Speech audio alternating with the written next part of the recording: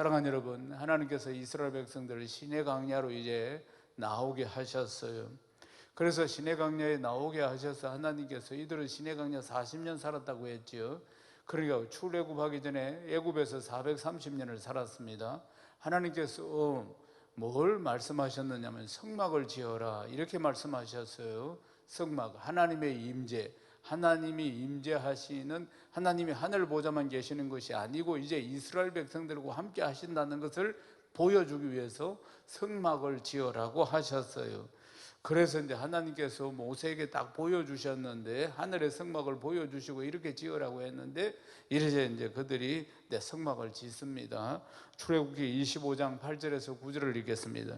내가 그들 중에 거할 성소를 그들이 나를 위하여 짓되 물은 내가 내게 보이는 모양대로 장막을 짓고 기구들도 그 모양을 따라 지을지니라. 아멘. 성막이 어떤 곳입니까? 이제 하나님을 만날 수 있는 장소가 생긴 겁니다. 그곳에 하나님이 계신다 그 말이죠. 그리고 그곳에 가면은 하나님을 만나고 하나님의 임재, 지성소에 하나님이 계시고, 그리고 또 하나님의 말씀이 선포되는 곳, 그곳이 바로 성막이라 그 말입니다. 그리고 이스라엘 백성들의 정체성을 분명히 해주죠. 그들은 하나님의 백성이라는 것이고 지금 자기들 눈에 하나님의 임재가 딱 보인다 그 말입니다. 그곳에서는 언제나 살아계신 하나님을 만날 수 있고 말씀을 들을 수 있는 곳이에요. 그곳이 바로 성막이라는 것입니다. 그래서 하나님께서는 이 성막을 짓는데, 성막은 이동하는 텐트입니다. 말하자면 완전 고정된 건물이 아니고 이동하는, 그들은 40년 동안 이동을 했기 때문에 이동하는 텐트로 만들어진 성전이에요, 말하자면은. 그런데 여기에 이제 짓는데 필요한 모든 물품들을 백성들이 다 가져와서 짓도록 하나님이 말씀하신 것입니다. 사랑하는 여러분, 왜 그랬을까? 하나님이 천지 만물을 말씀 한마디로 다 지으셨는데, 그러면 성막 짓는 것도 하나님이 한 말씀만 하시면 다 그대로 다 지어질 수도 있는데, 그렇지 않겠습니까? 하나님이 우리 인생을 만드신 분이신데, 온 우주를 만드신 분이신데, 영적인 세계와 자연 세계 모두를 만드시고, 그리고 하나님의 섭리대로 운행하시는 분이신데, 왜 성막은 우리들에게, 이스라엘 백성들에게 필요한 자원들을 다 가지고 와서 지으라고 했을까 하는 것이에요. 왜 백성들에게 그렇게 말씀하셨을까? 성막은 신랑이신 하나님과 신부이신 하나님의 백성들이 만나는 곳입니다. 아멘이십니까? 그곳에서 신랑의 사랑을 체험하는 곳이 바로 성막이라 그 말입니다. 그래서 하나님께서 미리 출애굽할 때 성막을 지으실 것을 계획하시고 이스라엘 백성들에게 이 예물이 될 것을 다 가지고 나오라 이렇게 말씀하신 것입니다. 그리고 성막의 구조는 어떻게 지어야 하는지 상세하게 말씀하시고, 그리고 하나님께서는 출애굽할 때 가지고 오라고 나온 그 물품을 가지고 성막을 씌우면서 기쁨으로 하나님께서 그 모든 것을 받으셨다는 것입니다. 그리고 하나님은, 신랑 되시는 하나님께서 신부 되시는 하나님의 백성들을 사랑하고 즐거워하기를 원하셨다는 것입니다. 이것이 하나님의 마음이십니다. 아멘이십니까? 출애굽기 25장 2절을 읽겠습니다. 이스라엘 자손에게 명령하여 내게 예물을 가져오라 하고 기쁜 마음으로 내는 자가 내게 바치는 모든 것을 너희는 받을지니라. 아멘. 가장 중요한 건 하나님 앞에 예물을 바칠 때 어떤 마음으로 바치는가, 이것이 가장 중요하다고 지금 말씀하고 있는 것입니다. 사랑하는 여러분, 하나님께 드리는 것을 인색하게 드리는 것이 아니고 사모하는 마음으로 그 사랑에 감격해서 하나님 앞에 드리는 것, 이 마음의 중심, 기쁨으로 드리는 것, 감사함으로 드리는 것, 자원하여 드리는 것, 이것이 헌신의 예물인 줄로 믿습니다. 아멘이십니까? 그런데 왜 이렇게 이 백성들이 이렇게 많은 것들을 가져와서 성막을 짓는데 하나님 앞에 드렸을까? 그것은 하나님을 만나는 기쁜 마음 때문입니다. 아멘이십니까? 사랑하는 여러분, 천문학적인 금액이 나왔습니다. 천문학적인 금액이. 그러니까 이들이 지금 하나님이 성막에, 하늘 보좌에 계시는 하나님께서 이제 성막을 지으면 그곳에 하나님이 임재하신다. 그러니까 하나님의 임재를 얼마나 그들이 사모했는지, 그리고 하나님의 음성을 그들이 얼마나 사모했는지, 하나님의 사랑을 그들이 얼마나 사모했는지를 아시겠죠? 그래서 이 성막을 짓는데 기꺼이 그들이 헌신하게 되었다는 것입니다. 민수기 7장에 보면은 성막 세우기를 마친 뒤에 12지파가 드린 모든 봉헌물이 89절까지 쭉 기록해서 나오는 것을 볼 수 있습니다. 그러니까 성막에 임재하시는 하나님을 향한 사랑과 하나님을 향한 섬김, 이것이 바로 그 내용이라고 볼 수가 있겠습니다. 민수기 7장 11절을 읽겠습니다. 여호와께서 모세에게 이르시기를 지휘관들은 하루 한 사람씩 제단에 봉헌물을 드릴지니라 하셨더라. 아멘. 그러니까 하나님께서 지금까지 성막을 어떻게 지을 것인지에 대해서 자세하게 말씀하시고, 그리고 거기에 따라서 이제 성막을 짓고, 그리고 이제 그다음 이제 성막을 위한 봉헌물, 성막에 이제 하나님 앞에 봉헌물을 드리는 것을 이제 기쁜 마음으로, 이스라엘은 12지파가 있었는데 매일 한 지파씩 봉헌물을 하나님 앞에 드리도록 했다는 것입니다. 한 지파씩. 그러니까 12지파가 매일 한 지파씩 하나님 앞에 봉헌물을 드리게 했는데, 그래서 제일 먼저 보면은 이제 유다 지파부터 봉헌물을 드리게 됩니다. 민수기 7장 12절에서 17절을 읽겠습니다. 첫째 날에 헌물을 드린 자는 유다 지파 암미다답의 아들 나손이라. 그의 헌물은 성소의 세겔로 130세겔 무게의 음반 하나와 70세겔 무게의 은발이 하나라. 이 두 무게는 두 그릇에는 소재물로 기름 섞은 고운 가루를 채우고, 또 12세겔 무게의 금그릇 하나라. 그것에는 향을 세웠고, 또 번제물로 수송아지 한 마리와 순양 한 마리와 1년 된 어린 순양 한 마리이며, 속죄 제물로 순염소 한 마리이며, 한목 제물로 소 2마리와 순양 5마리와 순염소 5마리와 1년 된 어린 순양 5마리와 이는 아미다답의 아들 나손의 헌물이었더라. 아멘. 첫째 날에 제일 먼저 유다 지파가 12지파 중에서 가장 숫자가 많습니다. 가장 숫자가 많은 유다 지파부터 1순위로 하나님 앞에 봉헌을 하게 되는데, 유다 지파의 지휘관이 누구냐면은 각 지파마다 지휘관이 있습니다. 리더가. 그거 보면은 나손이라고 이름이 딱 나옵니다. 나손이 어떻게 12지파 중에 유다 지파가 제일 먼저 봉헌물을 모아서 하나님 앞에 드렸는데, 그 내용을 소개합니다. 그리고 이제 그 다음 이제 한 지파씩 또 계속 12번을 다 소개합니다. 일일이 다 소개합니다. 그런데 보면은 내용이 똑같습니다. 내용이, 드린 예물의 내용이 똑같다 그 말입니다. 그러면은 한 지파만, 지금 유다 지파만 내용이 다 12번을 다 기록을, 지금 성경을 자세히 보시면은 12번을 동일하게 다 기록했어요. 똑같다고요. 똑같으면은 차라리 이렇게 하면 되지. 모두 똑같이 했더라. 아니면 그것도 말이 길면은 이하동문. 이렇게 하면 안 되겠습니까? 뭐 내용이 하나도 틀린 게 없으니까 드린 예물이 개수나 이름이나 전부 똑같다 그 말이죠. 그런데 88절까지 우리가 읽은 말씀, 그 이후로 끝까지 전부 다 동일하게 12번을 반복을 다 하고 있다는 것입니다. 왜 그랬을까? 왜? 첫 번째 유다 지파가 예물을 드리고 그 다음 똑같았으면 11지파도 동일하게 드렸더라. 이렇게 하면 한 절로서 성경이 끝날 수가 있는데, 왜 동일한 것을 12번이나 반복을 했다는 이유가 무엇 때문일까 하는 것입니다. 그러니까 이 이유에 대해서는 신약으로 넘어가서 예수님이 이제 성전에서 이 바리새인과 서기관들과 대화하는 장면에서 이 뜻이 무엇인가를 우리가 알 수가 있습니다.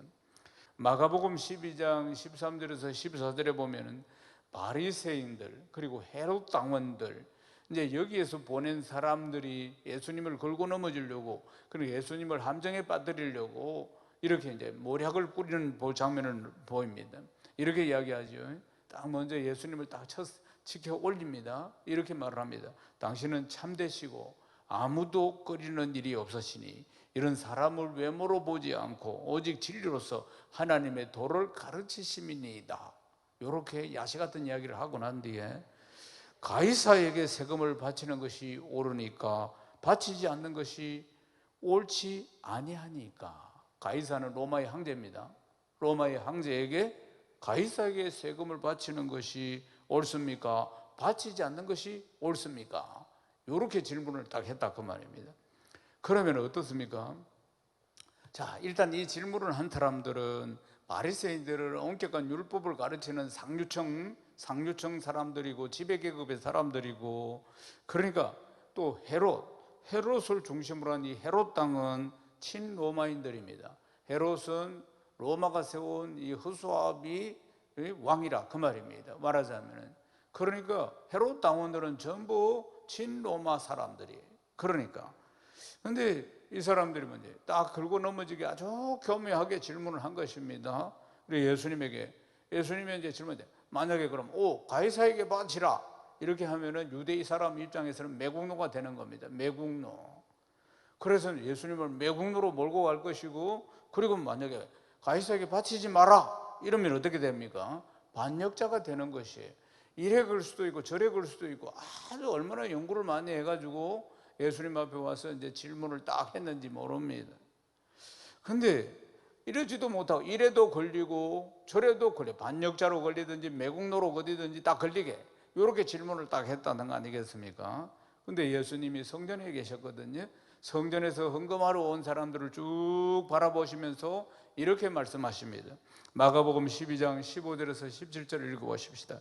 우리가 바치리까 말리까 한데 예수께서 그 외식함을 아시고 이르시되 어찌하여 나를 시험하느냐, 데나리온 하나를 가져다가 내게 보이라 하시니 가져왔거늘 예수께서 이르시되 이 형상과 이 글이 누구의 것이냐 이르되 가이사의 것이니이다. 이에 예수께서 이르시되 가이사의 것은 가이사에게, 하나님의 것은 하나님께 바치라 하시니 그들이 예수께 대하여 매우 놀랍게 여기더라.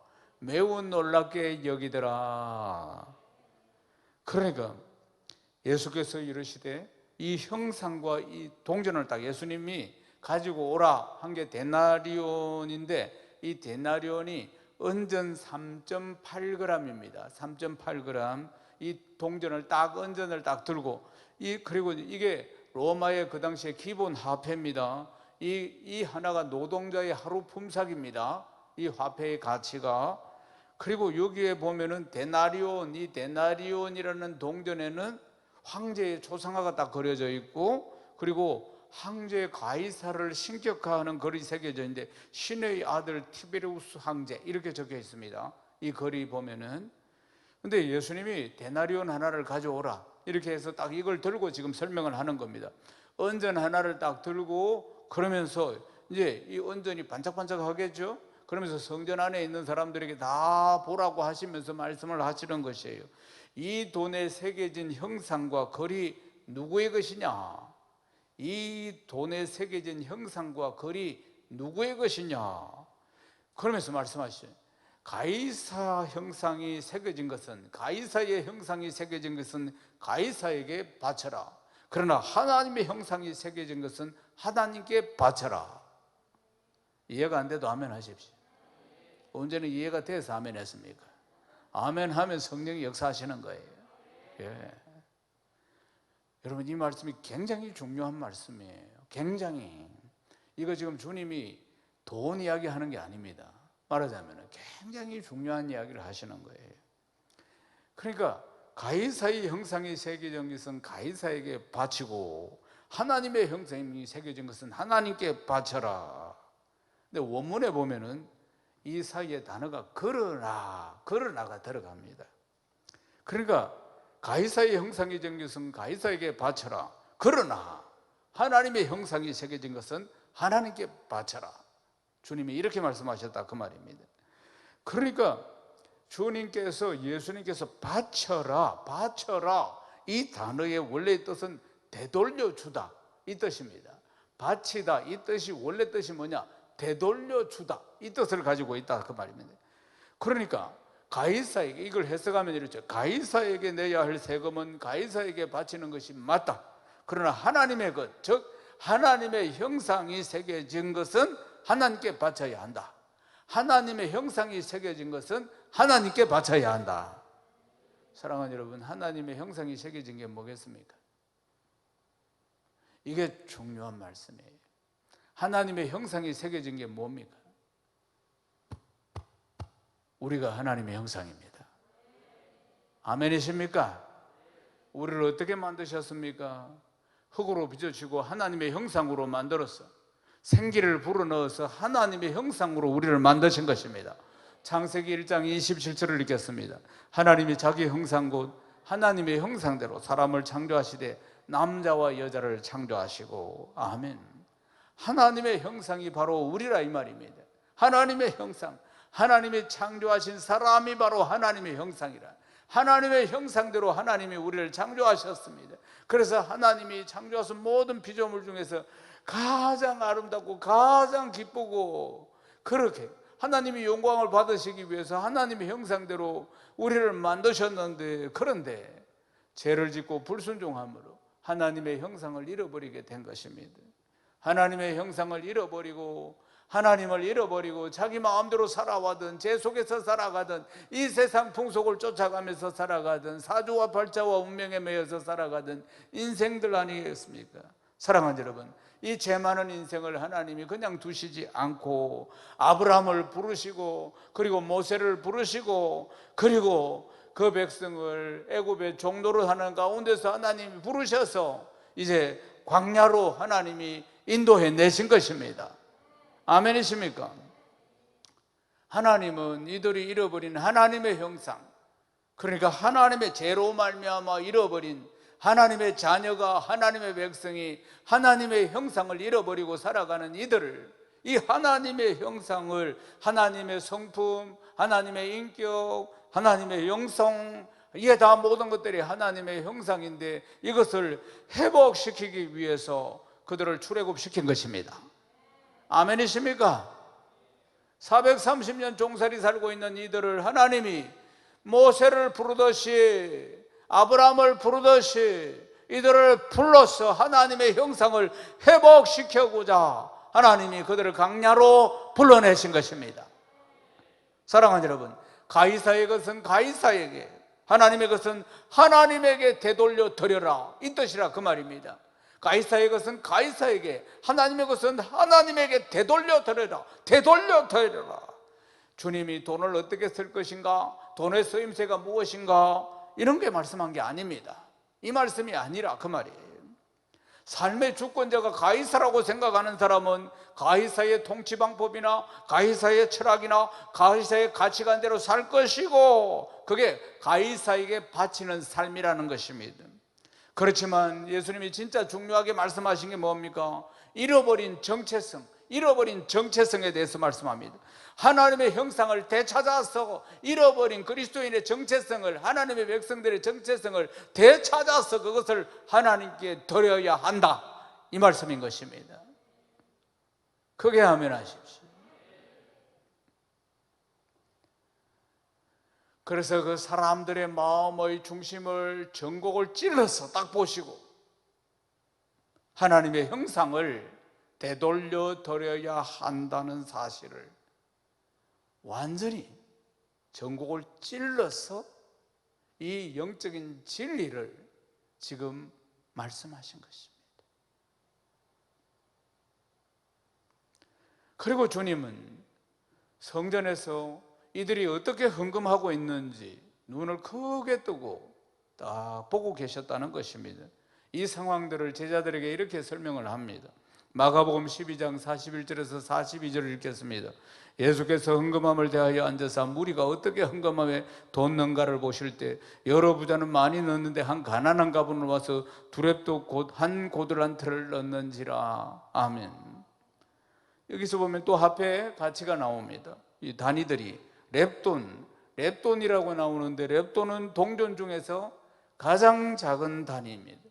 로마의 가장 작은 돈이 뭐냐면 고들란트인데, 고들란트의 2분의 1에 해당하는 가장 작은 금액입니다.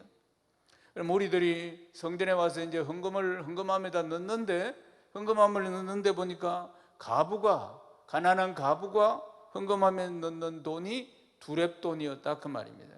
그러니까 주께서 지금 이렇게 딱 와서 이렇게 헌금을 어떻게 하고 있는지를 보고 계셨다, 그 말입니다.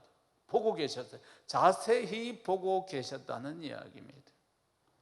그러니까 두렙돈은, 그러니까 가부가 넣은 이 두렙돈이 현재 돈의 가치로 이야기하면은 한 500에서 800원 정도, 500에서 한 800원 정도가 됩니다.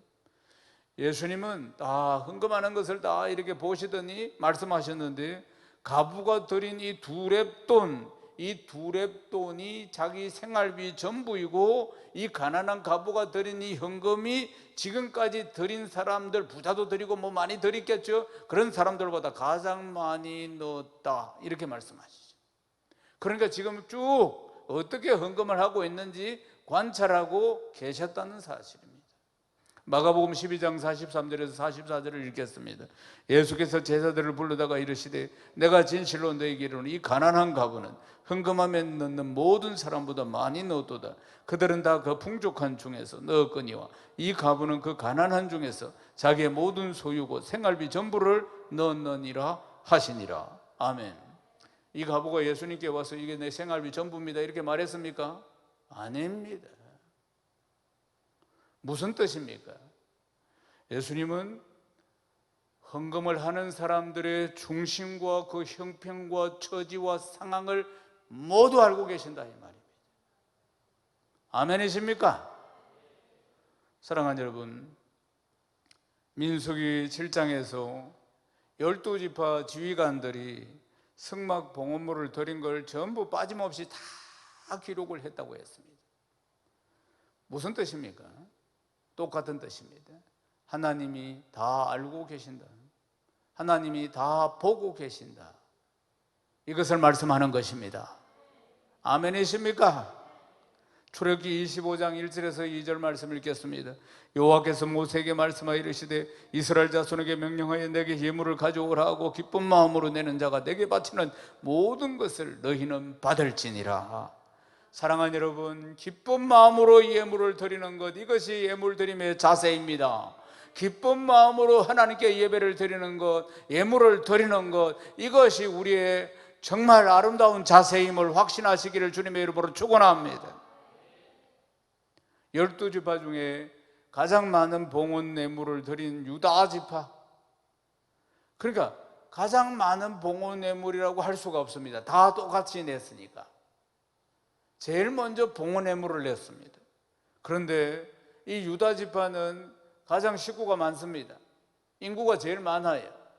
다른 지파들은 그보다 훨씬 많이 떨어집니다. 유다 지파는 뭐 여러 가지가 풍부해져. 사람이 많으니까 풍부하고 봉헌물도 풍부하고. 그러나 다른 지파들은 그렇지 못합니다. 형편처지가 이만큼 안 된다, 그 말입니다. 숫자도 많이 모자라고. 그런데 똑같이 했다는 것입니다. 똑같이. 그러니까 유다 지파 지휘관이 여하튼 있는 힘을 다해서 하나님 앞에 봉헌을 했겠죠. 유다 지파 식구들이 전부 다 모아가지고. 그래서 근데 보면은 그 형편처지를 넘어서는 예물이었습니다.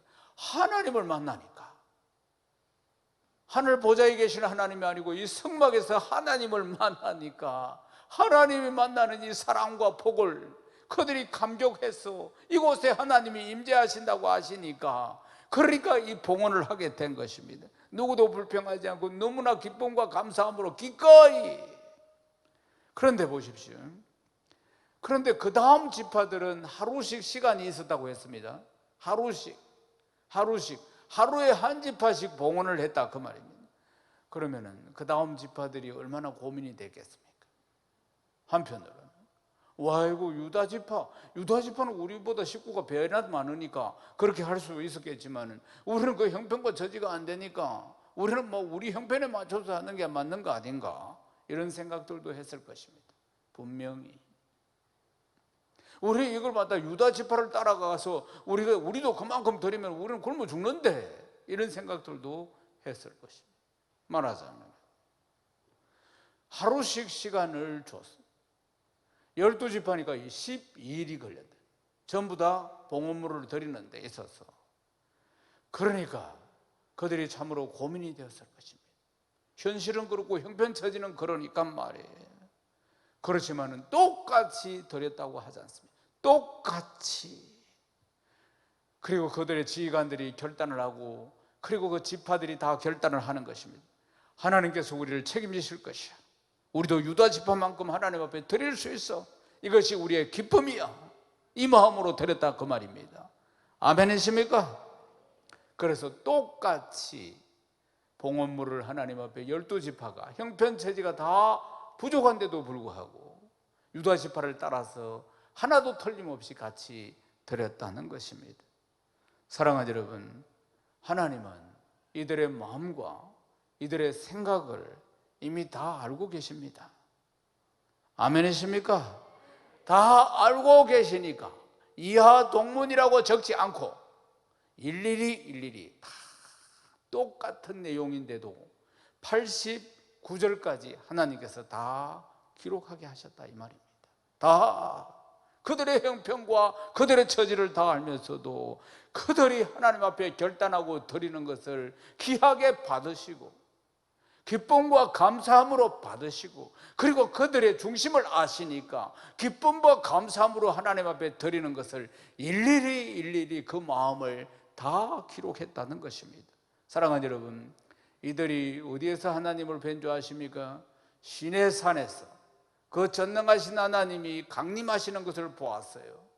시내산에 모세가 두 돌판을 받을 때 하나님이 하늘 보좌에 계시는 하나님이 강림하시는 것을 그들이 보았다 그 말입니다. 그러니까 그 어마어마한 광경 속에서 하나님의 강림, 하나님의 임재하심을 보았는데, 하나님께서 성막을 지으면 그곳에 임재하시겠다고 하니까 그들의 기대, 그리고 하나님을 향한 사랑, 벅찬 감격, 그 충만한 은혜로 그들이 하나님 앞에 드릴 수가 있었다 그 말입니다. 아멘이십니까? 그래서 하나님을 만난다는 그 기쁨과 감사를 담아서 봉헌물을 하나님 앞에 드렸다는 것 아니겠습니까? 그래서 하나님께서는 함께 기뻐하고 즐거워하는 기회를, 그들이 드림으로 얼마나 기쁨을 누리게 됩니까? 기회를 하나님께서 이 백성들에게 주셨다 이 말입니다. 할렐루야. 사도 바울도 하나님께 드리는 헌물에 대해서 그 정신을 이렇게 말씀합니다. 고린도후서 9장 7절을 읽겠습니다. 각각 그 마음에 정한 대로 할 것이요 인색함으로 억지로 하지 말지니 하나님 절겨내는 자를 사랑하시느니라. 아멘. 이제 말씀을 마무리하겠습니다. 광야에서 성막을 봉헌하는 날, 백성들이 힘에 넘치도록 드린 이 봉헌물이 그들이 하나님 앞에 드리는 신앙의 고백입니다. 그리고 하나님의 사랑을 받고 가장 행복한 삶을 누리는 기회였습니다. 하나님이 주시는 기회였던 것입니다. 사랑하는 여러분, 하나님께서 우리에게 주시는 섬길 수 있는 이 행복한 기회를 통해서 하나님의 사랑을 마음껏 받고 누리고 하나님께 영광을 드러내는 귀하고 복된 성도 되시기를 주님의 이름으로 축원합니다.